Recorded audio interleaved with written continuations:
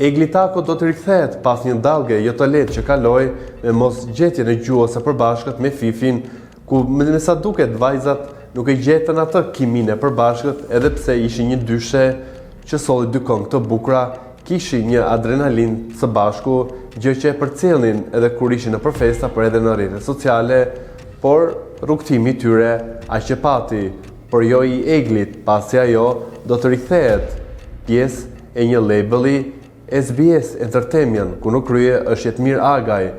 një menaxher i cili ka rritur artist dhe i ka bërë ata që të jenë on top. Njëri prej tyre edhe Loizi, tashmë është gjë zyrtare, është e firmosur, Egli Tako është pjesë e SBS Entertainment dhe do të sjellë bashkëpunimin e parë, Gjeni me K, një bashkëpunim i fortë dhe me emrin më të madh që ka Prishtina në pjesën e repit. Egli do të vinë në bashkëpunim me Lumi Bin dhe Geto Arselimin apo Geto Xhizin. Sigurisht që do të jetë një projekt që do të çojë Eglin aty ku duhet, në maja apo edhe në koncerte që njerëzit aq shumë po e presin, aq shumë e duan dhe aq shumë i ka munguar, por durimi me sa duket do të jetë dhe pakës, pasi Egli tashmë me këtë kontratë të re apo edhe me këtë që pasi Egli me këtë kontratën e re edhe me këtë bashkëpunimin ku do të jetë pjesë e SBS Entertainment, me sa duket do të arrijë aty ku duhet. Do të jetë pranë njerëzve me këngë dhe me koncerte të pafundme. Nga ana tjetër ai që po shijon koncertet më së shumti është Gjesti. Të gjithë i kemi parë videot virale të tij në Amerikë, ku dhe në një moment roja e sigurisë dollet në skenë për të ruajtur edhe për të ofruar sigurinë e Gjestit, edhe në një moment ku kthehet Gjesti kërcen me të. Sigurisht kjo është shpirti që edhe shqiptarët kudo që janë e duan dhe e mbështesin dhe mbushin tej plot skenat ku ai është, mbushin klubet, jo pikërisht sepse Gjesti nuk e meriton, por pikërisht për këtë arsye, pasi është një fenomen, ai ka dhuruar emocione, si emocione prekse, emocione të forta, humori, por edhe një lloj naturaliteti që vetëm ai e ka dhe askush tjetër. Ndaj dhe për mua ai do të jetë dhe do të mbetet personazhi on top i këtij sezoni veror, personazhi dhe artisti i cili do të jetë në krye fjalë të koncerteve apo dhe të këngëve. E duke u rikthyer tek Egli, ajo komunikimin e saj ka besnik me ndjekësit, ku dhe ka ndarë një frazë nga kënga e re që do të ketë. Ajo ka shkruar që tinzas, ditën më shan e nata më kërkon. Sigurisht që të gjithë do të sulen në për emisione, në për portale, kudo, kur të dalë kënga që e ka bërë për Gjestin, por më thoni ju, a ka një këngë që nuk ka një ndarje, që nuk ka një tradhti, që nuk i këndon dashurisë? 99.9% e tekstëve të artistëve tanë i flasin dashurisë, ndarjes, tradhtisë, lëndimeve, dhe jemi një popull që e kemi mësuar dhe e duam këto frymë të këtij lloji tipologjie këngë.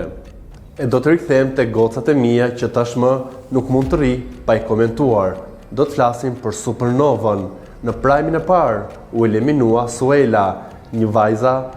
Në prajmin e parë u eliminua Suela, një nga vajzat më të reja të këtij edicioni të parë të Supernovës, vetëm 18 vjeçe, me një fytyrë angjëllore, me sy të mëdhenj plot shpresë, me një fytyrë të lëmuar dhe pa e prekur siç e ka bërë në natyrë. Për mua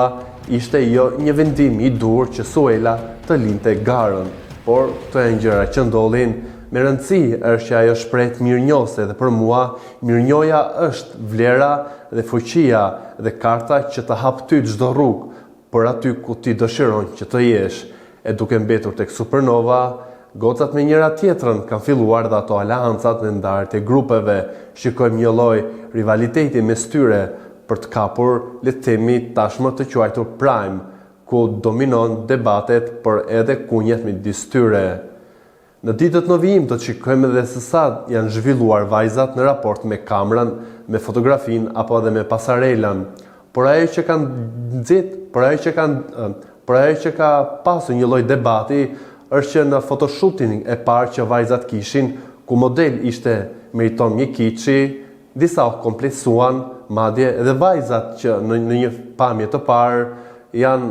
pa komplekse pasi ekspozojnë trupin e tyre, por aty sikur u tulatën dhe u shprehen që jo kemi frikë nga paragjykimet e njerëzve apo dhe të familjes. Sigurisht në një vend si Shqipëria apo dhe Kosova ku mentaliteti është paksa i ngurtë, por gjërat kanë ndryshuar shumë, rrjetet sociale kanë dhënë një ndihmë për të përkrahur vajzat që guxojnë në fund të ditës apo nuk përshëndrohen në vajza që po thyen tabu apo po bëjnë gjëra imorale. Të bësh një photoshooting për mua është gjëja më lehtë dhe më primare që mund të bëj një fotomodele,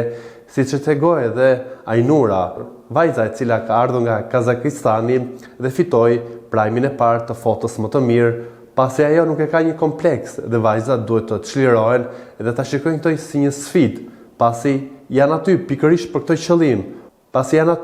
për këtë qëllim. Për të bërë supernova, e një supernova nuk duhet të ketë komplekse, por duhet të ketë principe dhe duhet të ecë përpara.